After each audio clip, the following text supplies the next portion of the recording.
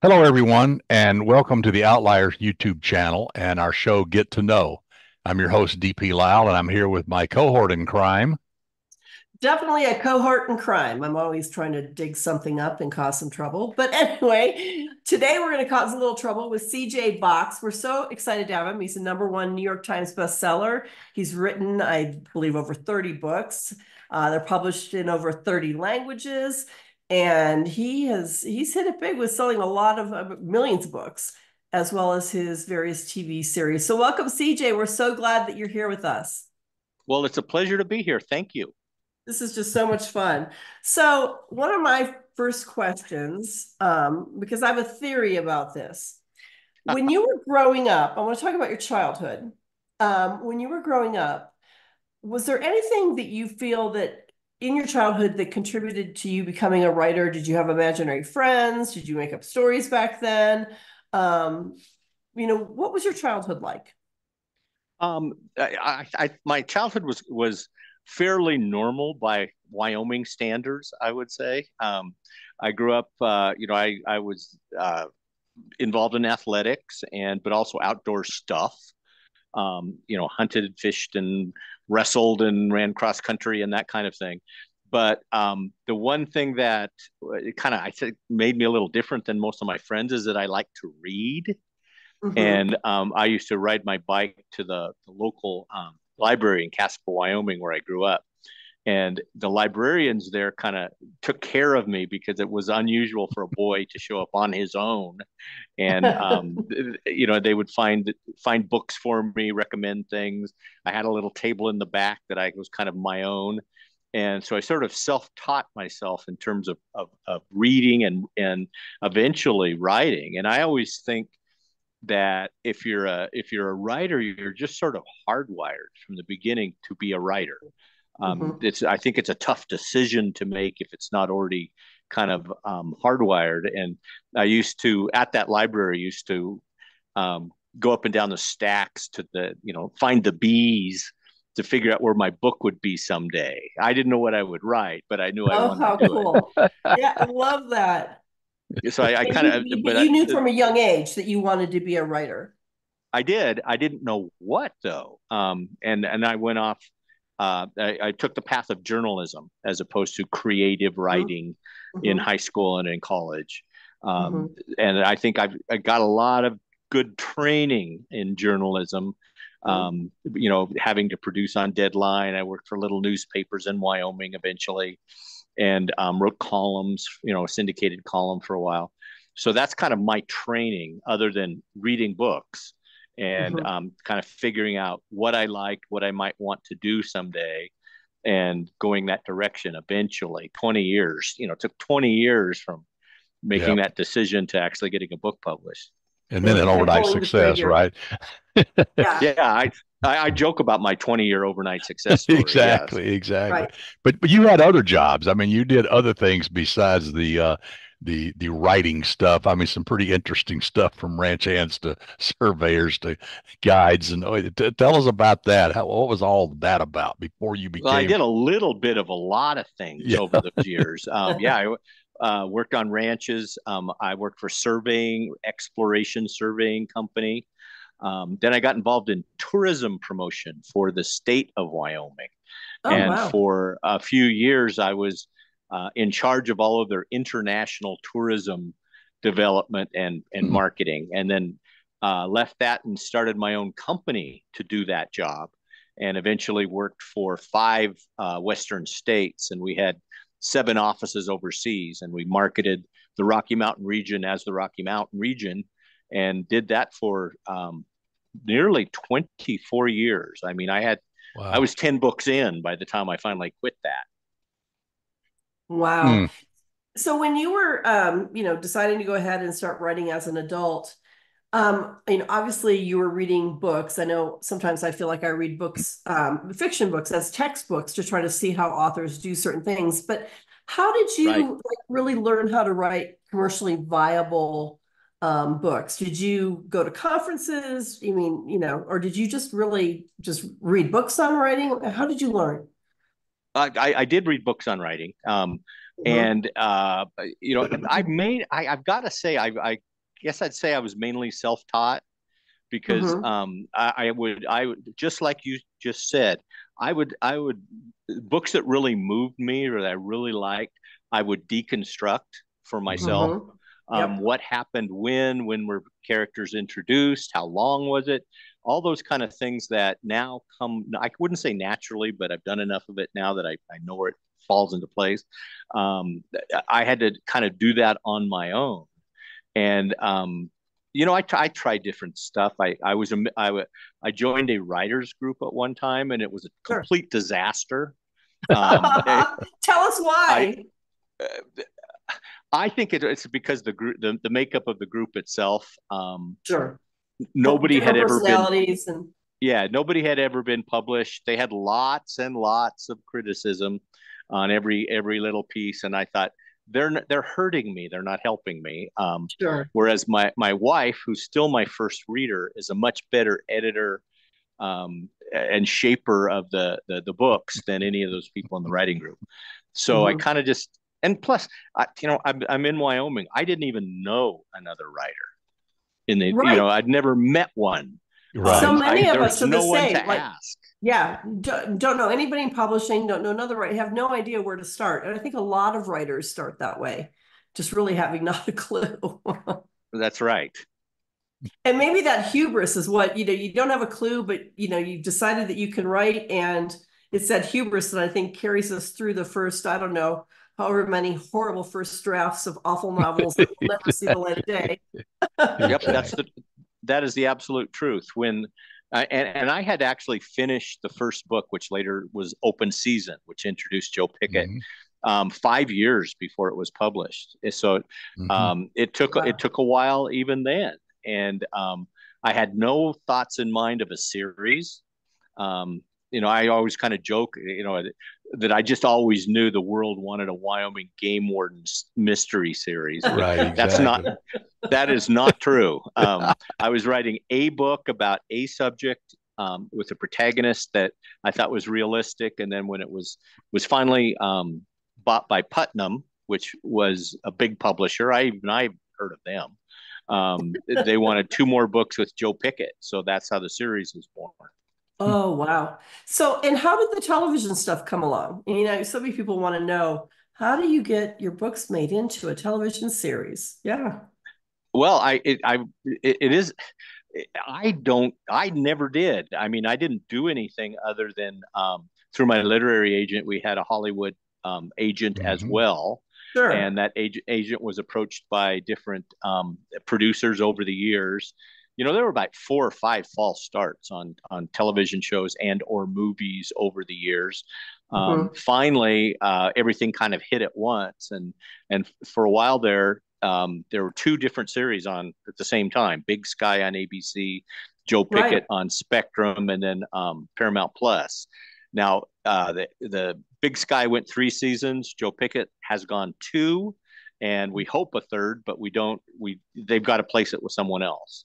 So I was involved to some degree, but I always say, you know, my job is to provide the source material, not to be on the set, not to overlook the script or the Right. casting or things like that I have no expertise in or really that much interest in, Right.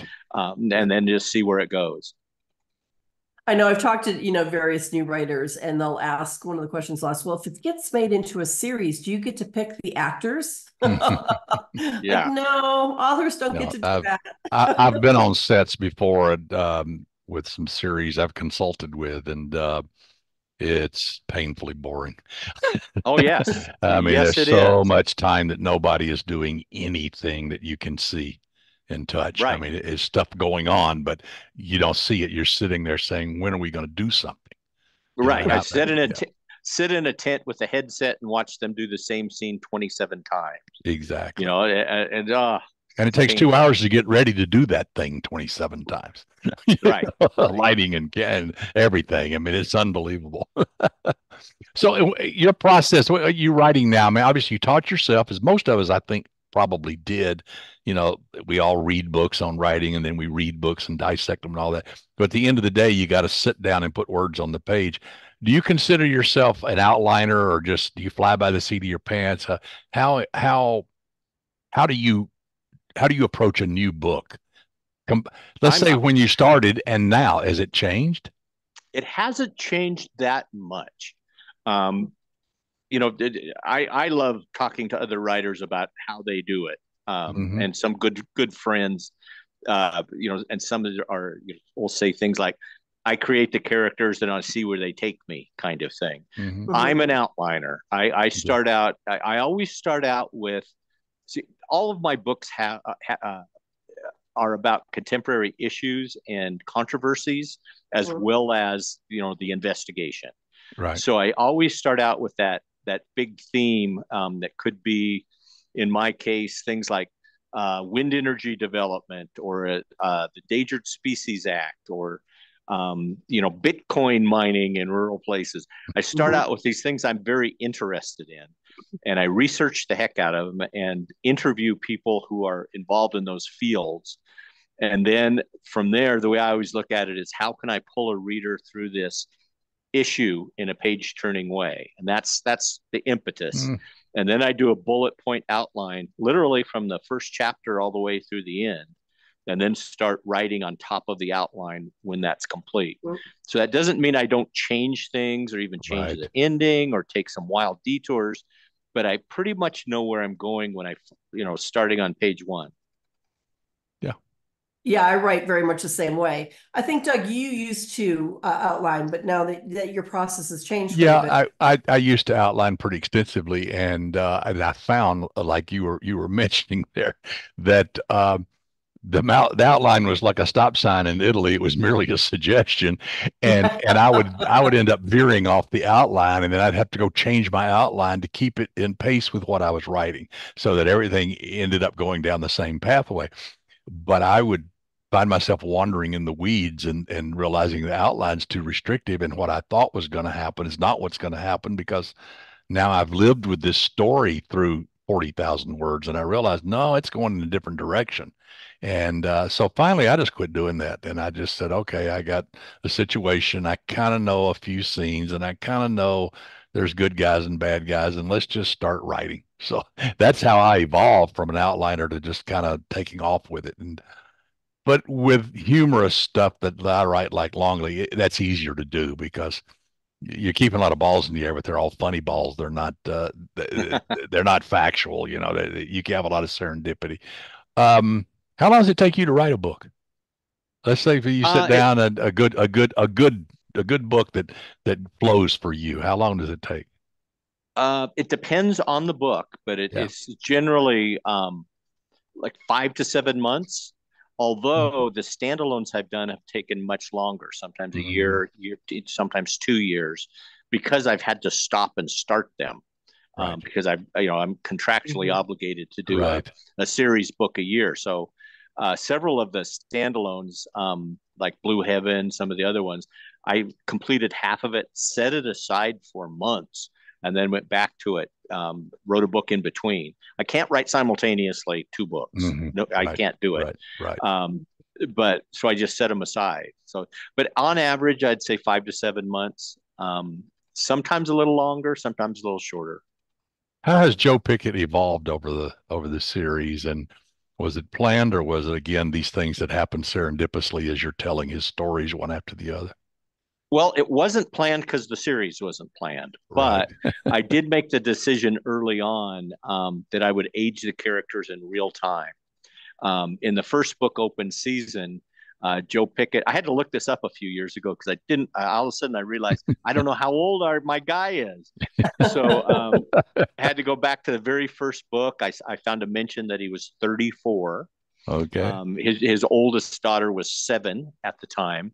And so with each subsequent book, they've all gotten older, matured, gone different directions. The family has grown up within the series. Joe Pickett is now Hmm. 52. Right. And it's not it's they're it's a book a year, but not all the books are exactly a year apart.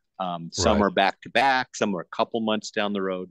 So now I'm keeping track of that stuff because I don't think anybody wants to read about a 70-year-old game warden bouncing around. I don't want to. I don't want to Only if write it's about it. played by Clint Eastwood. Yeah, yeah, yeah, yeah, Maybe. yeah. You could do that. So But that's how I think the characters have changed, and that they, uh, I keep track of them from book to book. What the three daughters that Joe has, where have they've all gone?